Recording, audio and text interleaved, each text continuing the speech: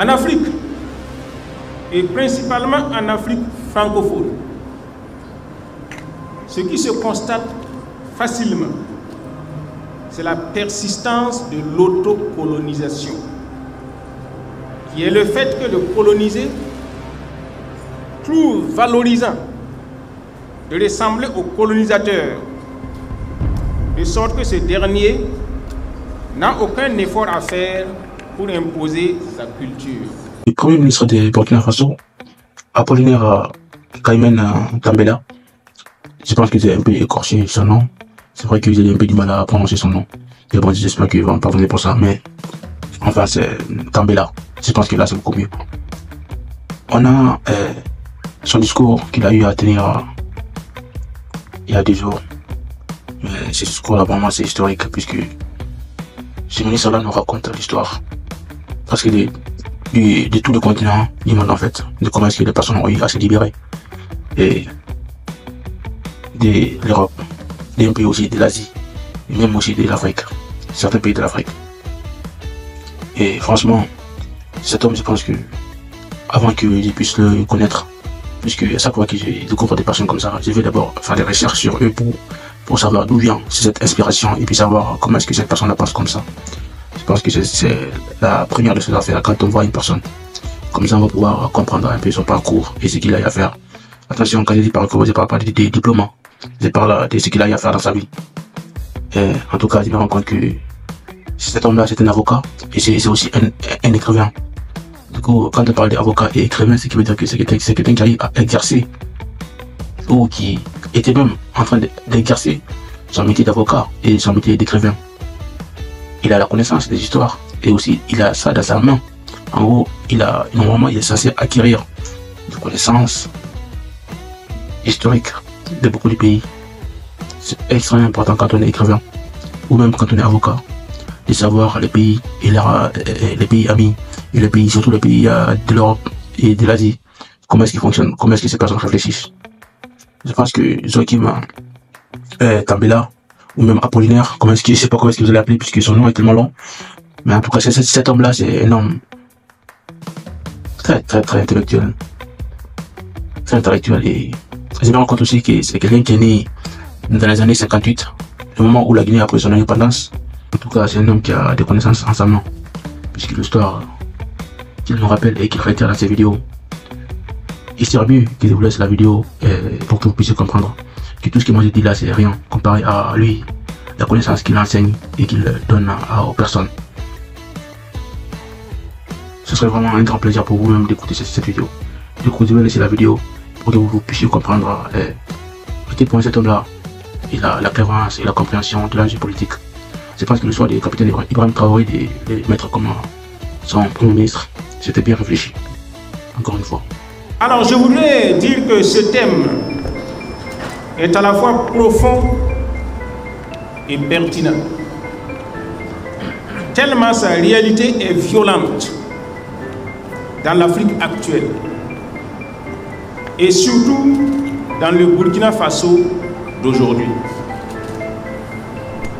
Les crises qui surviennent dans le continent africain sont pour la plupart le résultat de la non-adaptabilité des faits politiques aux réalités sociales et sociologiques. Je pense que le professeur Al-Kassoum Maïga qui est là, qui est un éminent sociologue, ne me contredira pas. En Afrique, et principalement en Afrique francophone, ce qui se constate facilement, c'est la persistance de l'autocolonisation, qui est le fait que le colonisé trouve valorisant de ressembler au colonisateur, de sorte que ce dernier n'a aucun effort à faire pour imposer sa culture. En 1377, Ibn Khaldoun expliquait le phénomène de l'autocolonisation en ces termes. Il disait, je cite, « Les vaincus veulent toujours imiter le vainqueur dans ses traits distinctifs, dans son vêtement, sa profession et toutes ses conditions d'existence et de coutume.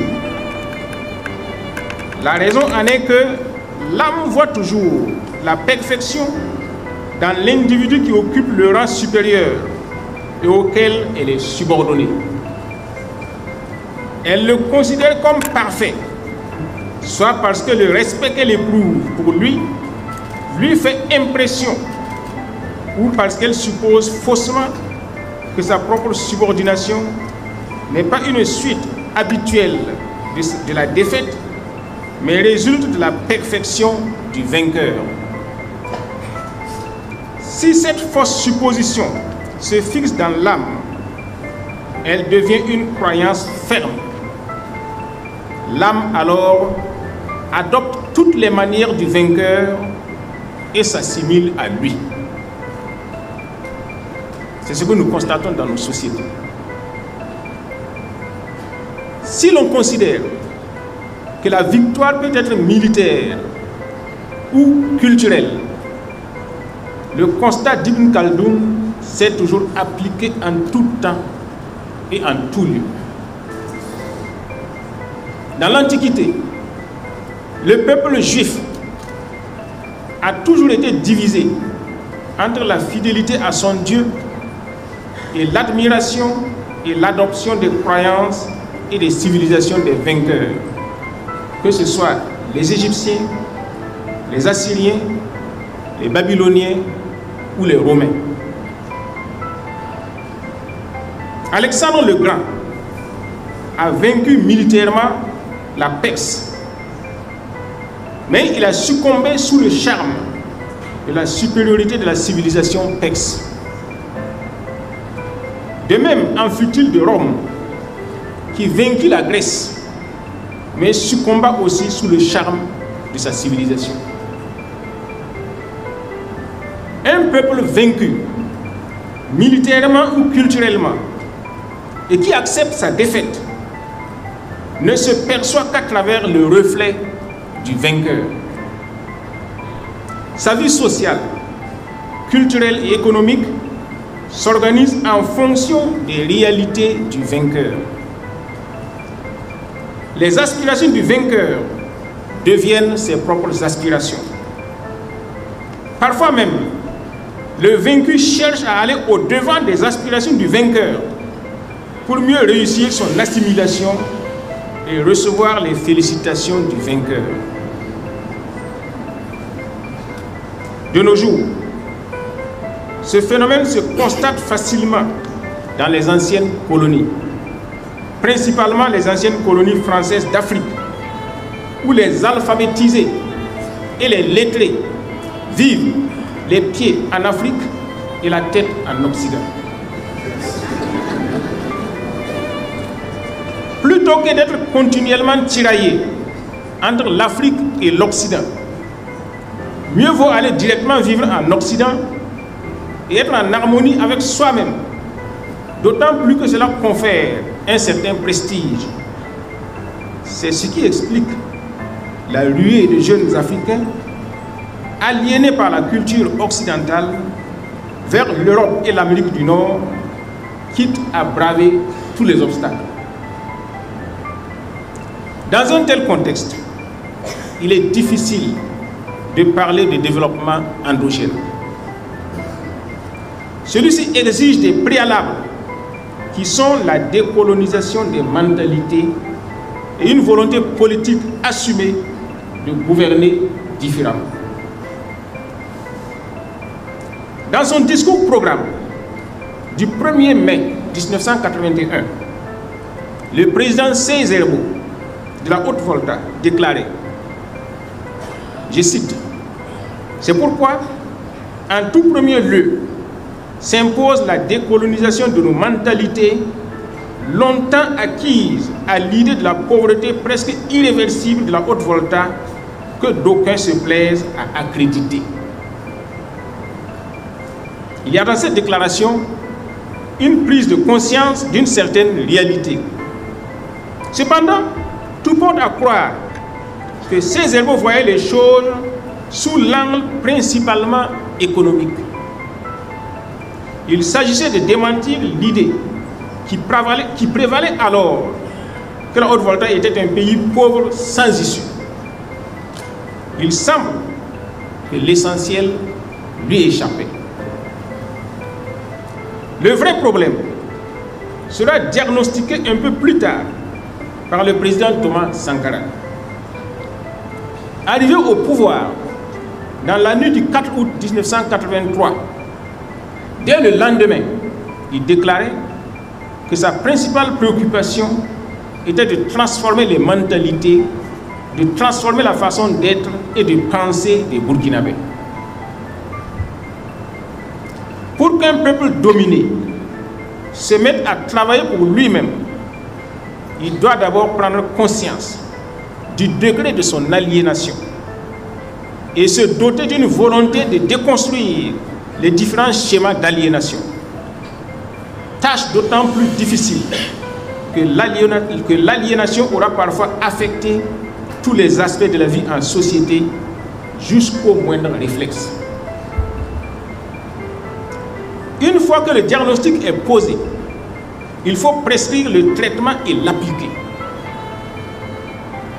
C'est souvent à ce niveau que tout pêche. Un membre gangréné ne saurait se traiter avec des calmants. Il faut une chirurgie parfois radicale qui peut aller jusqu'à l'amputation du membre pour sauver la vie du patient. Je pense que s'il y a des médecins ici, ils ne me contrediront pas. Dans les années 1970, le président Mobutu avait décrété la politique de l'authenticité. Cela avait conduit au changement du nom du pays qui, de République démocratique du Congo, était devenu le Zaïre. S'ensuivit la zaïrisation qui voulait que les noms des villes prissent des noms autochtones. Léopoldville, la capitale, devint ainsi Kinshasa. Elisabethville et Stanleyville changèrent aussi de nom pour devenir Lubumbashi et Kisangani. Les prénoms devaient aussi s'adapter à la nouvelle donne. Le président Joseph Désiré Mobutu devint ainsi Sese Seko Mobutu. Ce mouvement fut légèrement suivi au Togo, où le président Étienne Gnassingbé devint Eyadema Gnassingbé, et au Tchad, où le président François Tombalbaye devint Ngarta Tombalbaye, et la capitale Fort Lamy devint N'Djamena. En dehors de ce saupoudrage, rien de substantiel ne fut entrepris pour une décolonisation des mentalités. L'impact de ce mouvement fut de faible portée dans la mentalité des citoyens. De nos jours, cette politique est pratiquement ignorée et les Congolais rivalisent plutôt d'ardeur dans l'appropriation des valeurs culturelles occidentales. Un Congolais qui n'a pas encore fait un séjour à Paris ou à Bruxelles se sent dévalorisé. Les Congolais rivalisent jusqu'au ridicule dans l'imitation du style vestimentaire occidental à travers la sapologie, qui est la manifestation de la société des ambianceurs et des personnes élégantes. La politique d'authenticité prônée par Mobutu n'avait pas pris conscience de l'ampleur du problème. Peut-être n'était-ce qu'une diversion de Mobutu destinée à gagner du temps face à des difficultés internes. Il est vrai que les symboles peuvent avoir un rôle à jouer, mais la volonté de décolonisation doit aller plus loin que les faits superficiels et s'attaquer aux racines même de l'aliénation des mentalités. Il s'agit de déconstruire les fondements économiques et culturels de la domination étrangère. C'est donc un processus méthodique, patient, permanent, de long terme, qui doit aboutir au changement de comportement et de pensée des citoyens. Cela nécessite une meilleure compréhension des termes développement et développement endogène. En parlant de société humaine, c'est avec beaucoup de réserve que le terme développement doit être employé. Développement, c'est mieux à des créatures inanimées qu'à des êtres animés. Surtout quand il s'agit de l'être humain. On peut dire qu'une plante, une usine, une agglomération se développe. Peut-on dire autant d'une personne? Les sentiments, les perceptions, les analyses, les possibilités de choix sont plus importants pour les personnes humaines que l'accumulation ou l'accroissement des biens matériels. On voit des personnes quitter des pays dits développés et aller s'établir dans des pays dits pauvres et y trouver leur bonheur. De même, les candidats à l'émigration vers les pays dits développés ne sont pas toujours les plus pauvres. Car pour ce faire, il faut réunir une certaine somme qui aurait pu être utilement investie dans les lieux de départ. Des plus pauvres qu'eux ont choisi de rester sur place pour se battre et s'en sortent. C'est donc plutôt la perception que l'on a de soi-même et de la vie qui prime. Le terme développement est donc impropre. Il conviendrait de trouver un terme mieux adapté comme émancipation, épanouissement, progrès ou fierté. C'est donc par défaut et pour se conformer à l'usage que le terme développement est employé dans ce contexte. Le développement endogène ou autocentré n'est pas assimilable à la croissance économique. Comme le fait bien remarquer Joseph Kizerbo, et je cite, « À quoi servirait la croissance dans la dépendance? À quoi sert de grossir si l'on grossit comme esclave? Et si par là on progresse dans la servitude ?» Le président Césaire semblait avoir cerné la notion. Dans son discours programme du 1er mai 1981, il déclarait, je cite, « À notre sens, le concept de développement doit être entendu comme la volonté farouche d'un peuple à maîtriser son destin par le travail, l'acquisition de connaissances et de savoir-faire pour aboutir à l'épanouissement total de la personne et de la collectivité. » Dans le développement endogène, il s'agit en réalité de s'organiser pour inventer de nouveaux modes de vie situés entre une modernisation dont on souffre, mais qui procure néanmoins quelques avantages, et une tradition dont il est possible de s'inspirer tout en sachant qu'il est impossible de la faire revivre. Pour réaliser un tel projet, il y a un préalable qui est la nécessité de procéder à la rupture avec le système économique et culturel existant, marqué par l'extraversion économique et culturelle.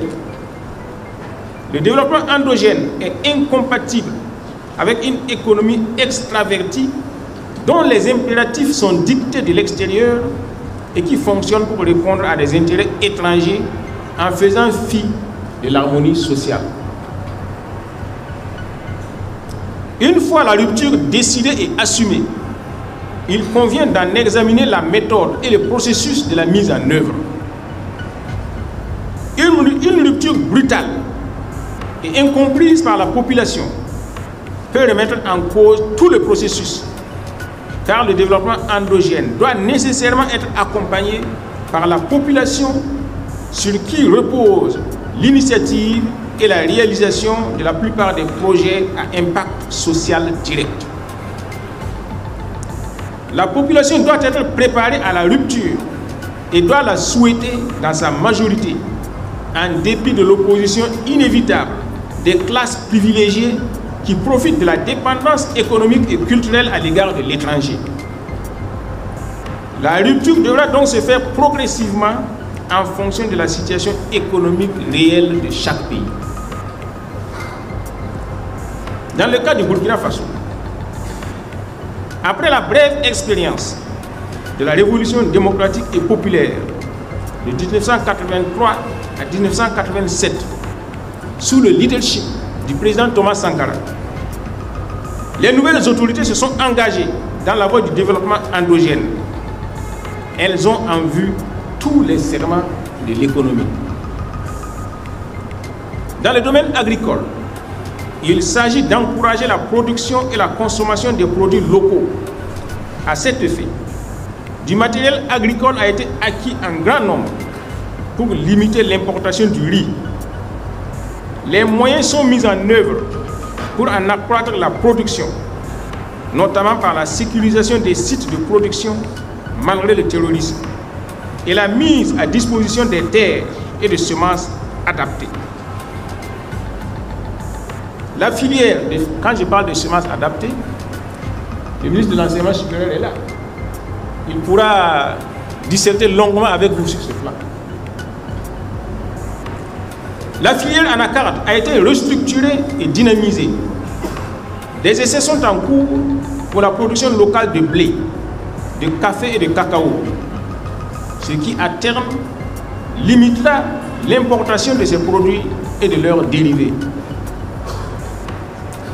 Dans le domaine artisanal, des dispositions ont été prises pour encourager le port du Faso d'Anfani, qui est un tissu produit localement, de manière artisanale, à partir du coton local.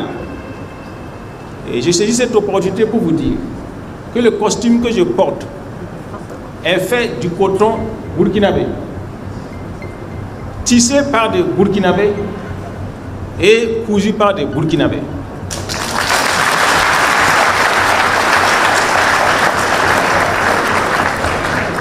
C'est d'ailleurs ce que le président Thomas Sankara disait lors de son discours à Addis Abeba en 1987, dont a fait référence le parrain Fidel Toé.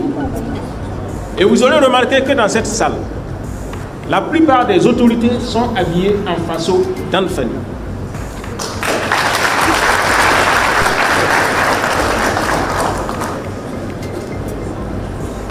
À terme, cela conduira à la limitation de l'importation des tissus. Les locaux administratifs sont prévus pour être maintenant équipés par les artisans en lieu et place du mobilier qui était importé. Et je saisis cette occasion pour vous dire que l'État a acquis de nouveaux bâtiments administratifs qui ne sont pas actuellement occupés parce qu'au lieu d'aller acheter directement des meubles sur la place du marché, nous avons demandé à ce que nos artisans meublent ces locaux.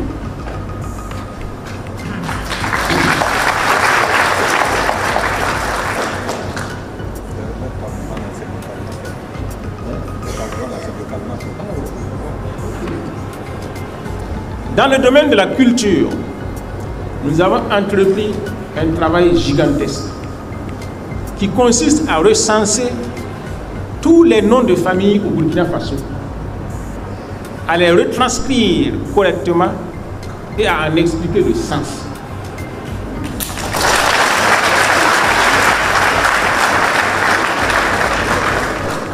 Nous procéderons ensuite au recensement de tous les noms de villes et villages de Burkina Faso et à en rétablir les sens.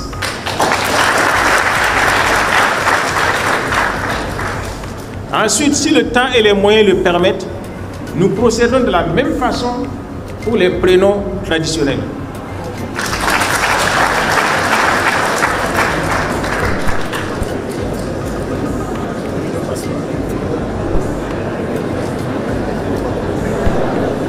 le domaine commercial, la suspension de l'exportation des céréales vise à en assurer la consommation locale au meilleur prix. Au besoin, à en assurer la transformation. Des centrales d'achat sont prévues pour contribuer à l'écoulement des produits agricoles locaux à travers tout le territoire au meilleur prix. Des opérations de sensibilisation au consommé local ont déjà été menées et d'autres sont en cours. Ceux qui sont anciens ici se rappelleront des Sovolcom et des Fasoyards. C'est ce que nous voulons ressusciter à travers tous les territoires pour procéder à l'écoulement de nos produits locaux à des prix accessibles et abordables. Dans le domaine industriel, l'État a procédé à la nationalisation de la société sucrière de la Comoé, Sosuco, qui souffrait de manque d'investissement, de mauvaise gestion et d'insuffisance de production. La brasserie du Faso, qui a comme Silga, qui a toujours peiné à démarrer, a été reprise par l'État pour lui insuffler le dynamisme nécessaire. 11 milliards de francs ont été mobilisés à cet effet.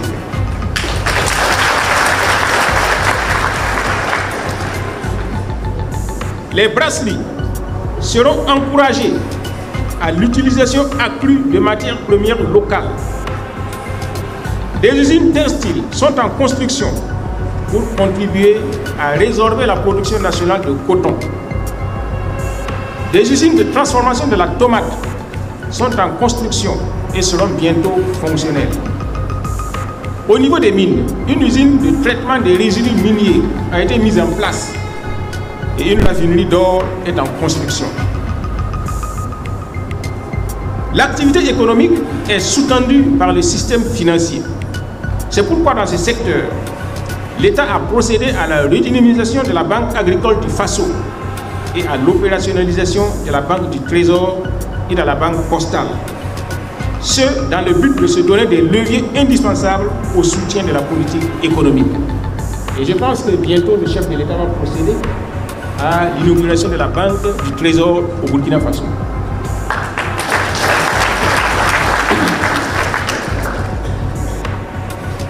Dans le domaine de l'environnement, une politique hardie de reboisement est en cours avec pour objectif un Burkina vert. Il s'agit de reverdir les villes et les grands axes du pays.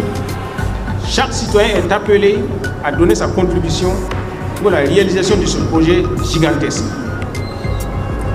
Vous aurez remarqué, les plus anciens, qui vivaient à l'époque où les voies interurbaines n'étaient pas bitumées, ont remarqué que toutes ces voies étaient parsemées d'arbres, de grands arbres qui ombrageux. Malheureusement, pour bitumer les routes, on les a déracinés sans replanter. De telle sorte que quand vous prenez les routes, c'est le soleil seulement et la sécheresse. Si vous tombez en panne, il n'y a pas d'ombre à côté où vous pourrez vous abriter en attendant le dépanneur. C'est une triste réalité. Donc nous allons essayer de remédier à cela au fur et à mesure. Pour soutenir les activités économiques, le système d'enseignement connaît une certaine refonte. L'initiation au métier est progressivement introduite au primaire et l'enseignement des métiers au secondaire et au supérieur. Pour cela, nous avons recensé un certain nombre de métiers qui seront introduits dans le système d'enseignement au fur et à mesure. Votre ministre ici en est mieux averti et pourra disserter longuement avec vous sur ce plan-là. Et nous pensons que si tout marche bien, dès la rentrée prochaine, nous pourrons procéder, n'est-ce pas, à cette expérimentation. L'apprenant, en plus de connaissances théoriques, devra aussi apprendre à faire usage de ses mains en fonction de son environnement, ce qui contribuera à faciliter son insertion professionnelle, quelle que soit l'issue de son cursus scolaire. L'association pour la promotion de l'économie communautaire a été mise en place pour inciter les citoyens à s'investir pour la promotion économique du pays et recueillir les diverses contributions. Les fonds ainsi récoltés sont orientés dans la création d'entreprises et d'usines, contribuant ainsi à la transformation des produits locaux et à la création d'emplois. Chaque contributeur se sent ainsi concerné par les projets économiques de l'APEC. Un développement sans sécurité peut être facilement remis en cause par des facteurs internes ou externes. Le Burkina Faso l'a expérimenté avec d'abord, à partir du début des années 2000, les bandits de grands chemins, couramment appelés coupeurs de route, qui braquaient en rase campagne les véhicules de transport collectif et même des véhicules particuliers. Et maintenant, avec le terrorisme qui sévit dans le pays depuis 2015. En plus des corps militaires et paramilitaires constitués, la participation citoyenne à la sécurisation du territoire se fait à travers le corps des volontaires pour la défense de la patrie et les structures traditionnelles de défense et de protection comme les Koroweo et les Dozo.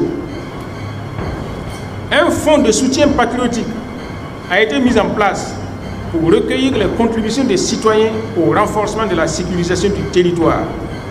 Chaque citoyen est ainsi interpellé et se sent concerné par les problèmes de sécurité.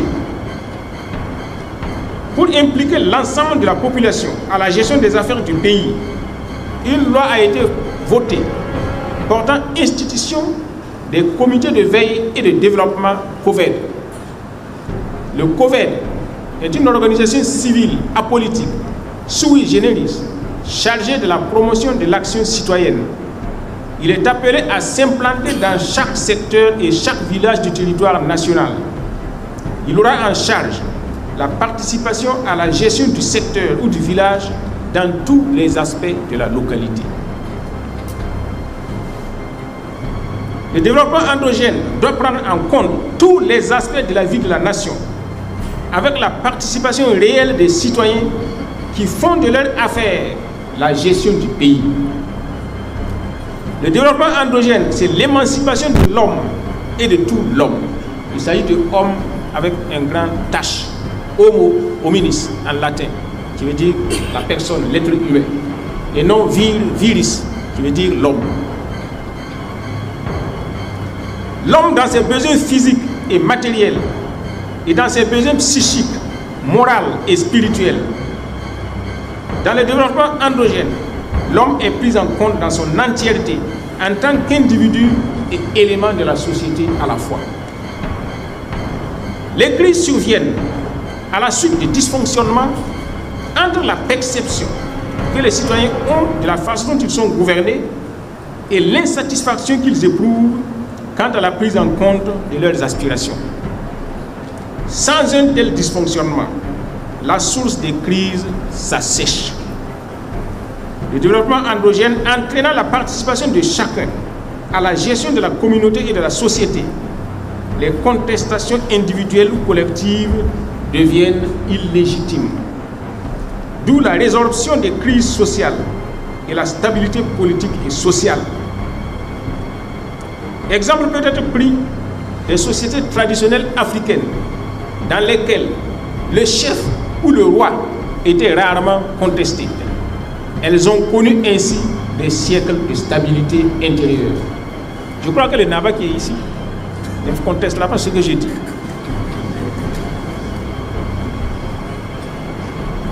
Le développement endogène tend à la marginalisation du capitalisme individuel et sauvage au profit d'une organisation sociale de la production, de la distribution et de la consommation. Il tend à favoriser les coopératives, la propriété collective et communautaire et le capitalisme populaire. Remettant en cause le modèle économique dominant actuel, fondé sur l'ultralibéralisme et le capitalisme sauvage, toute tentative d'entreprendre une politique de développement endogène sera combattue par tous ceux qui tirent profit du système économique dominant actuel. C'est pourquoi, dès le départ, il faudra veiller à la mise en place d'une politique de résistance contre les infiltrations, les sabotages de tous ordres et les tentatives de déstabilisation politique et économique. Pour n'avoir pas pris suffisamment en compte cet aspect, de nombreuses tentatives ont été fourvoyées ou trahies, ce qui instaure le doute et le scepticisme dans l'esprit des partisans du développement endogène quant à sa pertinence et marque des victoires d'étape de l'ultralibéralisme. Le développement endogène, qui incorpore les citoyens dans leurs préoccupations, ingère les crises sociales qui peuvent être absorbées avant même leur manifestation. Il se présente donc comme la seule perspective pour résoudre les crises multiformes qui secouent actuellement les sociétés africaines. Dans la mesure où les citoyens, à travers leurs organisations, sont associés à la gestion des pouvoirs économiques et politiques, les trop grandes disparités de rémunération ne peuvent se justifier. D'où une harmonisation sociale pour une paix générale. Je vous remercie. Après avoir suivi la vidéo, je te remercie d'avoir suivi et n'hésite pas de me dire dans l'espace commentaire ce que tu en as pensé et qu'est-ce que tu penses de cet homme-là, de ces grands hommes-là de Burkina Faso qui avait tellement de choses à nous enseigner. Et je pense réellement que les enseignements que tu as eu à regarder dans cette vidéo t'ont vraiment appris des choses aussi. Puisque moi, de mon côté, j'ai vraiment appris des choses. Et n'hésite pas à t'abonner et à liker cette vidéo et surtout à la partager aussi. Et me dire dans l'espace commentaire ce que tu en penses. A très bientôt sur CryptoCrypt.